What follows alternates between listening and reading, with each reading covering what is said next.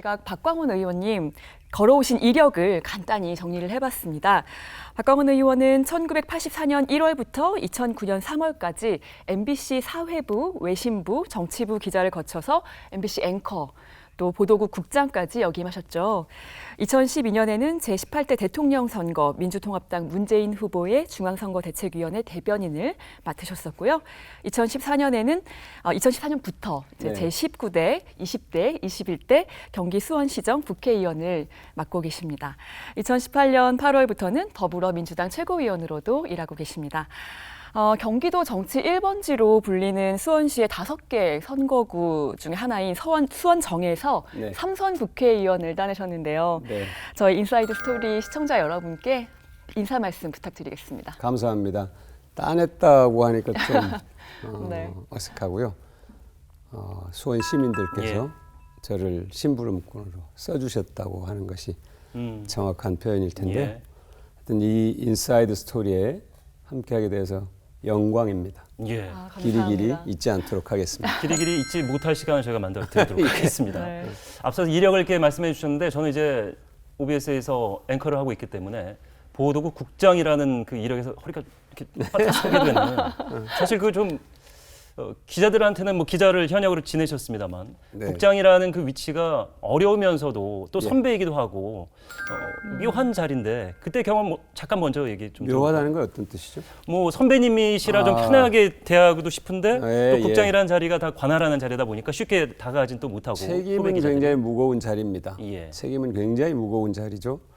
그러니까 뉴스 MBC에서 나가는 모든 뉴스를 실무적으로 총괄하고 책임을 지는 그런 역할이니까 무거운 자리인데 또 400명 정도 되는 그런 인원들을 관리해야 되는 일도 맡고 있어서 사실 그렇게 가벼운 자리는 아니란 느낌이 들었습니다. 그런데 제가 그 일을 맡을 때 저의 선배 중에 한 분이 잠시 너는 그 의자에 앉았다가 다음 사람에게 비켜주는 역할이야.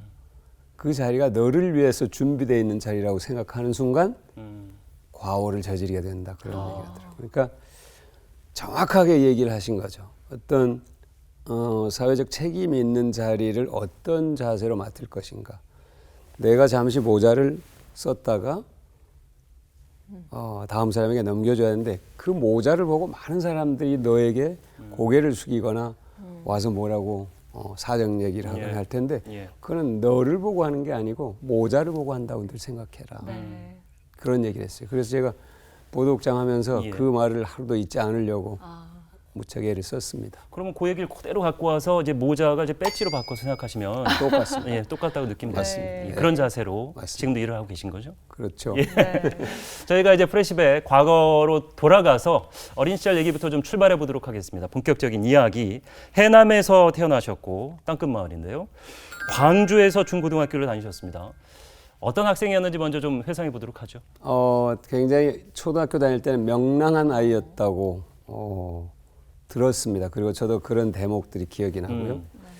근데 초등학교 5학년 때 아버지가 돌아가셨어요. 제가 8남매 중에 막내. 그러니까 큰 형님이 저보다도 28살이나 많으니까 아버지 같은 존재죠. 그러니까 제가 큰 형님이 혼인한 다음에 제가 태어났다고 그래요. 그러니까 아버지가 돌아가시고 나니까 굉장히 뭐라고 할까요? 어린 나이에 죽음을 직면한다는 게 굉장히 큰 충격이면서도 많은 것을 생각하게 하더라고요. 어린 나이인데도. 그러면서 말 수가 없는 아이로 변해갔어요. 그리고 중학교 다닐 때 그랬고 고등학교 때도 이제 고등학교 1학년 때 어머니가 돌아가셨는데 그럼 그렇게 말수가 좀 적은 학생이셨으면 뭔가 이렇게 풀어낼 만한 뭐 책을 많이 보신다든지 운동을 한다든지 뭔가 하나는 있었을 것 같은 그러니까 이거였어요. 그러니까 초등학교 다닐 때는 아까 말씀드린 그 큰 형님께서 1학년 입학하자마자 저에게 국어책을 소리내서 하루에 1시간씩 읽으라 그런 과제를 주셨어요.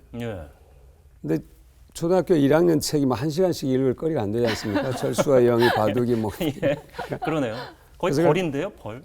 근데 반복적으로 그걸 읽다 보니까 버릇이 됐어요. 그리고 그거를 어느 틈에 보니까 저도 모르게 그걸 즐겨하는 것 같더라고요. 소리내서 읽는 거를. 나중에 읽을 때는 거기에 감정을 넣어서 읽어본다든지 굉장히 그것이 저의 운명을 결정하는 데 영향을 주지 않았을까. 직업으로 나중에는. 연결되는? 그렇죠. 네, 방송인. 그런 생각을 하게 됐어요. 왜 그러냐면 제가 그 시골에서 오랜 시간 자랐음에도 불구하고 인토네이션이나 발음이 비교적 정확한. 방언이 없이 사투리 시골스럽지 없이. 않다 이거죠. 예. 예, 그래서 그게 좀 방송 기자를 하는데 도움이 되지 않았을까. 네. 고등학교 때는 이제 상업고등학교를 갔죠. 시골에서 그렇게 인문계 고등학교를 가서 대학을 진학시키겠다고 생각하는 부모님들이 많이 안 계세요. 네. 상업고등학교를 가서 은행에 취직해라. 그때만 이게 해도 선망의 직업이었죠. 그렇죠. 그때 네. 부모님들의 거의 공통된 생각이었습니다.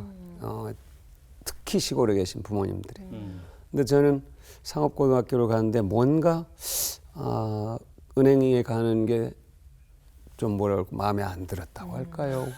그래서 이제 진학반이라는 곳을 가게 됐는데 상업고등학교에 가서 대학 진학 공부를 하려니까 네. 이중의 공부가 필요한 겁니다. 대부분은 취업 준비를 하는데. 취업 준비를 하는데 거기에 필요한 공부도 일정 부분 해야 되고 예. 또 대학 진학을 위한 공부도 해야 되고 그러니까 이중의 공부를 하게 되는데 어쨌든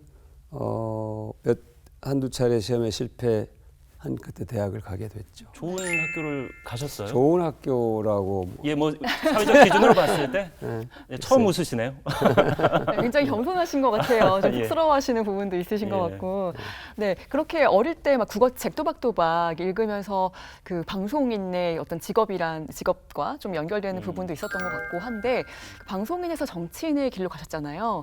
어린 시절에 꿈은 혹시 따로 있으셨나요?